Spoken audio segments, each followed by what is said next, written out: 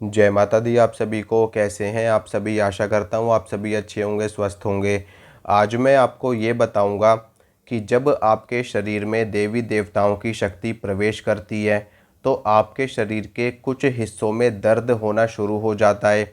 जैसे कि कभी किसी के सिर में दर्द होने लगता है, किसी की गर्दन में दर्द होने लगता है, किसी के ये कंधे भारी भारी से लगते हैं या फिर इन कंधों में दर्द होने लगता है। कई लोगों के हाथ पैर सुन्न हो जाते हैं, कई लोगों के कमर में दर्द होने लगता है, या फिर कई लोगों को ऐसा महसूस होता है कि जैसे पूरा शरीर टूटा टूटा सा है, बिस्तर पर से उठने का मन नहीं करता या फिर पूरा शरीर टूट जाता है। ऐसे लगता है कि जैसे बैठने की भी हिम्मत नहीं रही, या फिर शरीर ऐसा थका थका सा हो जाता है जैसे बहुत ज़्यादा काम किया है और अब और कुछ भी करने की हिम्मत नहीं है। तो ऐसा क्यों होता है और कैसे आप इन चीज़ों को ठीक कर सकते हैं। देखिए दोस्तों, जो देवी देवताओं की शक्तियाँ होती है वो सकारात्मक ऊर्जा से भरपूर रहती हैं, ब्रह्मांडीय ऊर्जा से भरपूर रहती है, दिव्य ऊर्जा से भरपूर रहती हैं। और हमारा जो शरीर है ये पांच तत्वों से मिलकर के बना होता है। पृथ्वी, आकाश, वायु, जल और अग्नि। पांच तत्वों से मिलकर के बना होने के कारण हमारे शरीर में कुछ अशुद्धियाँ होती है, नकारात्मकता हमारे शरीर के अंदर होती है। और हमारे शरीर की एक क्षमता भी है, क्योंकि हमारे शरीर में सबसे ज़्यादा जो तत्व है वो है पृथ्वी तत्व और जल तत्व। पृथ्वी तत्व की मात्रा बहुत ज़्यादा होने के कारण हमारा शरीर दिव्य शक्तियों को झेलने में उतना सक्षम नहीं हो पाता जितना कि आपने देखा होगा कि दिव्य शक्तियाँ जो होती हैं और जो दैवीय ऊर्जा होती है, जो देवी देवताओं की शक्तियाँ होती हैं, उनके अंदर पृथ्वी तत्व बिल्कुल भी नहीं होता। उनके अंदर आकाशीय तत्व होता है, वायु का होता है, अग्नि होता है, जल होता है।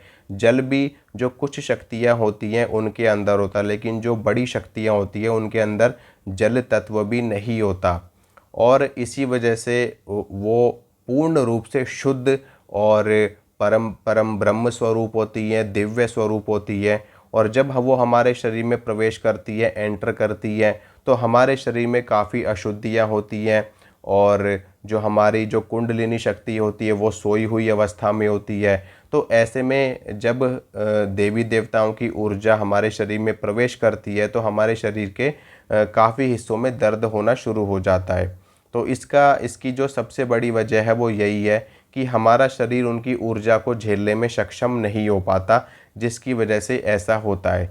इसको आप कैसे ठीक कर सकते हैं वो भी मैं आपको बता देता हूँ कि अगर मान लीजिए आप शक्ति को बुला भी रहे हो और आपको ऐसी दिक्कत हो रही है तो आपको कैसे इसके ऊपर काम करना है, कैसे आप इसको ठीक कर सकते हो।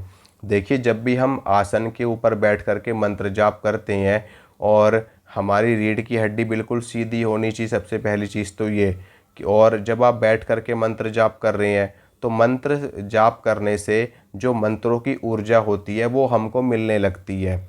और उससे क्या होता है कि धीरे धीरे करके हमारे शरीर की सारी नेगेटिविटी ख़त्म हो जाती है। जो हमारे चक्र हैं उनकी जो ब्लॉकेज है वो सारी ख़त्म हो जाती है, हमारे चक्र बैलेंस हो जाते हैं और हमारी जो कुंडलिनी शक्ति है वो ऊर्ध्वगामी होनी शुरू हो जाती है, यानी कि ऊपर की ओर उठनी शुरू हो जाती है।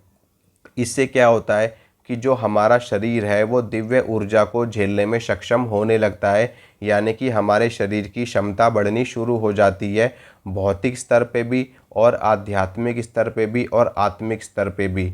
जब हमारा शरीर धीरे धीरे करके मंत्र की ऊर्जा को झेलना शुरू कर देता है तो फिर दिव्य शक्तियों के आने जाने का रास्ता भी बन जाता है और दिव्य शक्तियाँ बड़ी ही आसानी से हमारे शरीर में आकर के वापस से चली जाती हैं।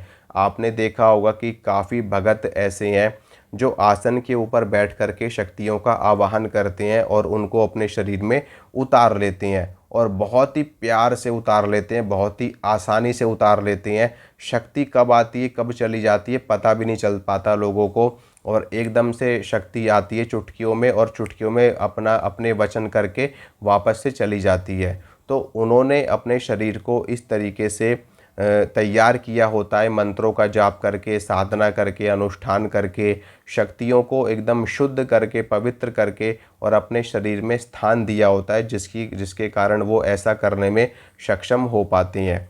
तो आपको करना क्या होगा, देखिए आसन के ऊपर बैठ करके रोज़ आपको मंत्र जाप जरूर करना है। चाहे आप किसी भी मंत्र का जाप करें, ख़ास तौर पे अपने गुरु मंत्र का जाप करें, अपने इष्ट देव के मंत्र का जाप करें। रोज़ आप 11 माला, 5 माला, 21 माला, 7 माला, जितना आपके पास में समय है आप मंत्र जाप जरूर किया करें। इससे आपको ये फ़ायदा होगा कि मंत्र की ऊर्जा आपके शरीर में रुकने लगेगी और आपके शरीर में दैवीय शक्तियों के आने जाने का मार्ग प्रशस्त होगा। तो जब कभी भी फिर शक्ति आपको प्राप्त होगी या दिव्य शक्ति आपके शरीर में प्रवेश करेगी तो आपको इन सभी दिक्कतों का सामना नहीं करना पड़ेगा।